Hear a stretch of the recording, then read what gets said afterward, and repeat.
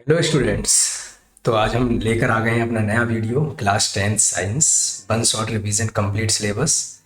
Actually ये first lecture है हमारा क्लास 10th साइंस को लेकर, और हम आज से शुरुआत करते हैं इस कंप्लीट सिलेबस की, जिसमें हम केमिस्ट्री, फिजिक्स एंड बायोलॉजी के जितने भी टोटल चैप्टर्स हैं उनको वन बाय वन एक्सप्लेन करेंगे। हर एक लेक्चर में एक चैप्टर को एक्सप्लेन करेंगे। उसके बाद कुछ रिटन नोट्स रखेंगे और कुछ मॉक टेस्ट और एमसीक्यूज बेस्ड टेस्ट्स रखेंगे, जिससे क्लास 10th का जो साइंस का सिलेबस रहेगा, आपका साइंस का कोर्स रहेगा आपका, वो बहुत अच्छे से कंप्लीट हो जाएगा और हम बोर्ड के लिए बहुत अच्छे से तैयार हो जाएंगे। So, before I start this video lecture, I would like to introduce myself. I am Rizwan, your science teacher, and I am here to complete your syllabus of class 10th science. So, in this video lecture, we will understand every point which is related to the science subject in the class 10th. So, let's start. Overview. First of all, before starting any course, any syllabus, we have to know about the overview. So in this course we will take out the content from the NCERT class 10 science. So the NCERT class 10 science syllabus 2025 to 2026 covers 13 to 16 chapter divided into chemistry, world of livings, that's mean biology, natural phenomenon, effect of current physics, and basically environmental science in the context of natural resources. Okay, so we will understand one by one. Chemistry substances, sorry, chemical substances. सो सही मायने में अगर देखा जाए तो chemistry की, biology की और फिजिक्स की जो शुरुआत होती है वो कहाँ से होती है? क्लास 10th से। उससे पहले 9th में या क्लास 8 में हम जो पढ़ते हैं वो क्या पढ़ते हैं? बेसिक्स ऑफ साइंस पढ़ते हैं, basics of chemistry, physics and biology पढ़ते हैं। बट यहाँ से क्या है, यहाँ से डिविजन्स क्रिएट हो जाता है। केमिकल सब्सटेंस नाम से इन्होंने केमिस्ट्री का पोर्शन दे दिया, वर्ल्ड ऑफ लिविंग से इन्होंने बायोलॉजी का दे दिया पोर्शन, और natural phenomena, effects of current से फिजिक्स का दे दिया, नेचुरल रिसोर्सेज से इन्होंने किसका दे दिया? इन्वायरमेंटल साइंस का। तो इन तीनों चारों बेसिकली सब्जेक्ट्स पे हमें क्या करना है?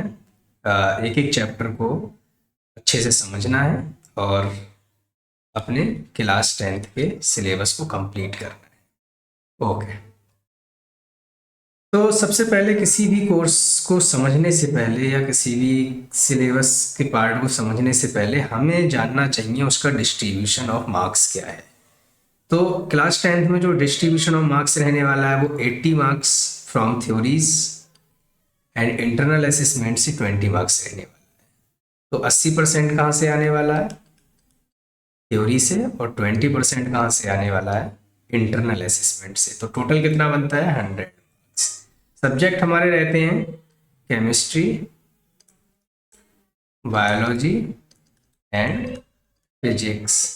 इन तीनों से हमें कितना स्कोर करना है? 100 मार्क्स, जिसमें 20 मार्क्स हमारे किससे रहेंगे? मैक्सिमम मार्क्स 20 वो रहेंगे हमारे इंटरनल असेसमेंट से। इंटरनल असेसमेंट में क्या आ जाएगा? आपकी प्रोजेक्ट फाइल आ जाएगी, या आपने जो लैब वर्क किया, या जो आपका बिहेवियर रहा ओवरऑल सेशन में क्लास के अंदर, कि आप एक किस गुडविल से रहे हैं, आपकी गुडविल अच्छी रही है या बुरी रही है। तो उसके अकॉर्डिंग आपको 20 मार्क्स क्या है, आपका क्लास टीचर और सब्जेक्ट टीचर क्या करेगा? ऑफर करेगा और मिलेंगे। सब्जेक्ट डिवीजन की बात करें अगर, तो सब्जेक्ट डिवीजन में बार बार बताता चला आ रहा हूँ कि क्लास 10 से क्या होता है? सब्जेक्ट डिवीजन हो जाता है। Subject division chemistry, biology, physics and environmental science. तो इन सबसे ऑलमोस्ट कितने चैप्टर हैं? 13, जिसमें एक चैप्टर किससे है? इन्वायरमेंटल साइंस से, और इन्वायरमेंट नाम से चैप्टर। ओके, बात करें अगर केमिस्ट्री के चैप्टर के ओवरव्यू की, कि कौन कौन से चैप्टर इसमें से आने वाले हैं तो केमिकल रिएक्शंस एंड इक्वेशंस, बहुत इंपॉर्टेंट चैप्टर रहने वाला है। Chapter first, acid base and salts, metals and non metals, carbon and it's compounds. अभी तक क्लास 9th में हमने काफ़ी कुछ पढ़ा था केमिस्ट्री में, करीब 4 से 5 के चैप्टर हमने कवर किए थे। बट उन सारे चैप्टर्स में बेसिक्स था, एटम्स की जानकारी थी, मैटर्स आवर सराउंडिंग्स था, and is matters our surrounding is pure और इम्प्योर था, और मेटल्स के बारे में पढ़ा था हमने, नॉन मेटल्स के बारे में पढ़ा था। बट वो सब क्या था, एक बेसिक था। अब थोड़ा सा हम क्या कर रहे हैं, हायर की तरफ जा रहे हैं। तो बेसिक से कहाँ जा रहे हैं, हायर की तरफ। Chemical reactions, types of chemical reaction, कितने तरीके की केमिकल रिएक्शन होती हैं, इक्वेशंस कितने तरीके की होती हैं।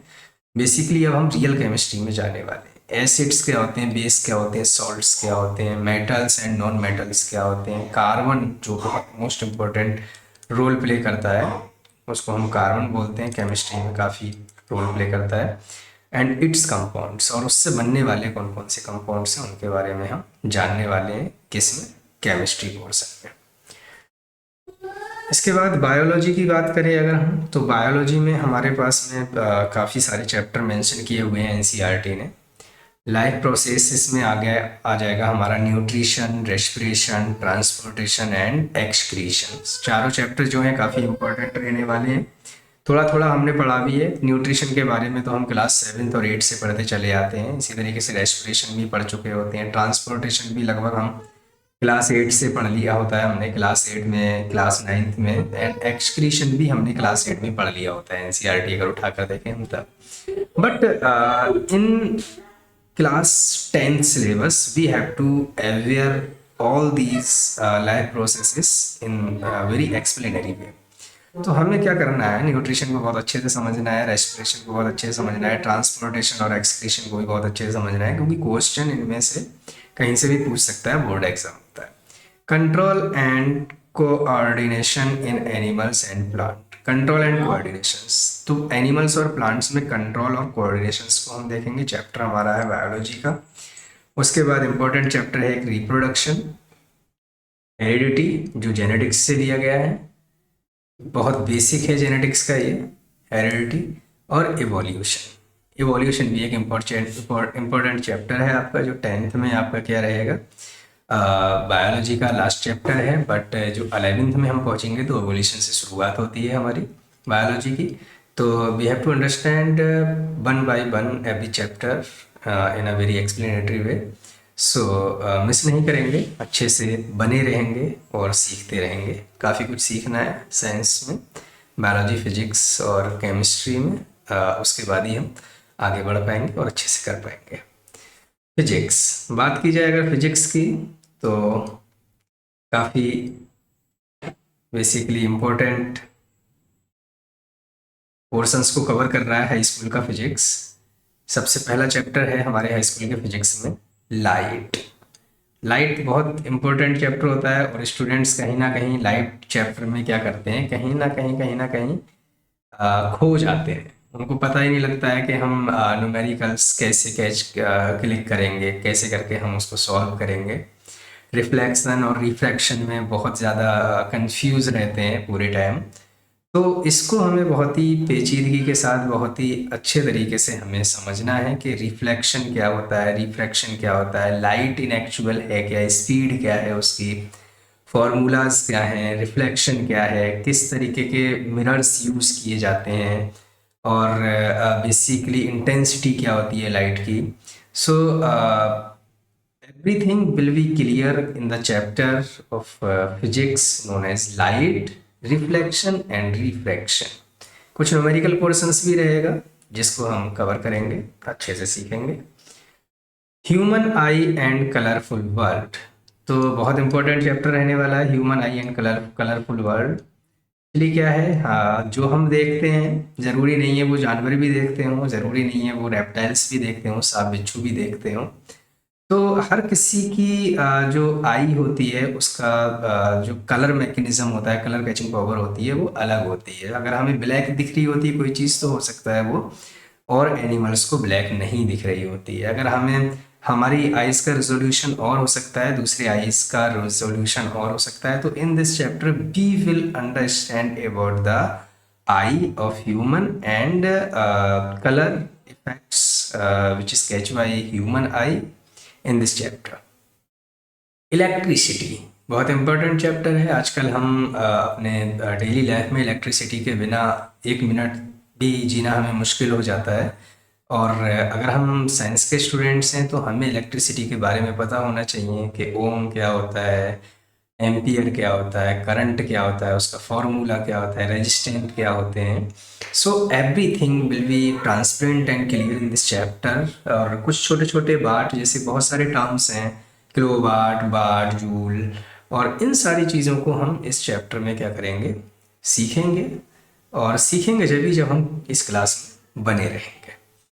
लास्ट चैप्टर है फिजिक्स का मैग्नेटिक इफेक्ट ऑफ करंट। आज के टाइम में बेसिकली काइनेटिक एनर्जी का टाइम है, और अगर बात की जाए सर्कुलर मोशन की, तो सर्कुलर मोशन क्रिएट होती है किसी ना किसी पर्टिकुलर मैग्नेटिक फील्ड से करंट अप्लाई करके।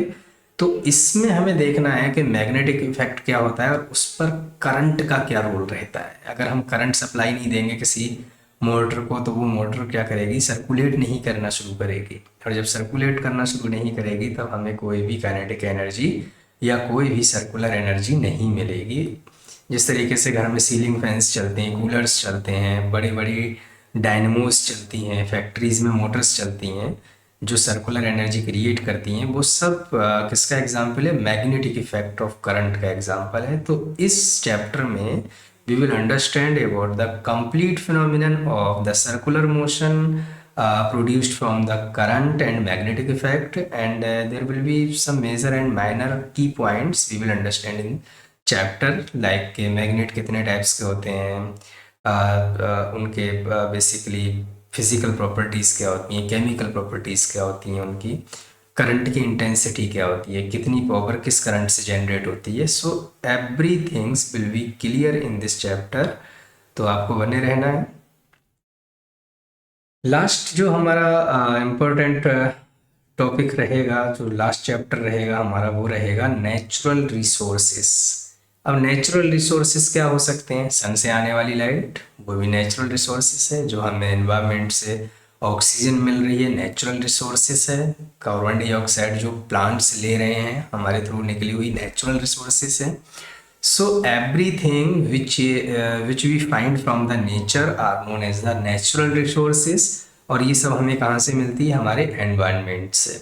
तो एनवायरनमेंट से मिलने वाली सारी चीज़ें नेचुरल रिसोर्सेज में आ गई। तो हम पढ़ेंगे, एक चैप्टर है इम्पोर्टेंट चैप्टर, अवर एनवायरनमेंट, हमारा एनवायरनमेंट कैसा है। इसमें हम वेदर के बारे में पढ़ेंगे, इसमें हम लेयर्स ऑफ एटमॉस्फेयर के बारे में पढ़ेंगे, इसमें हम पढ़ेंगे प्लांट्स और एनिमल्स और बेसिकली वेदर का एसोसिएशन पढ़ेंगे हम, बैक्टीरियाज का एंड एनिमल्स का एंड प्लांट्स का एसोसिएशन पढ़ेंगे, चेन पढ़ेंगे उनकी, और फूड साइकिल पढ़ेंगे हम इसमें। So this chapter going to very important for all the students, all the aspirants of class 10th.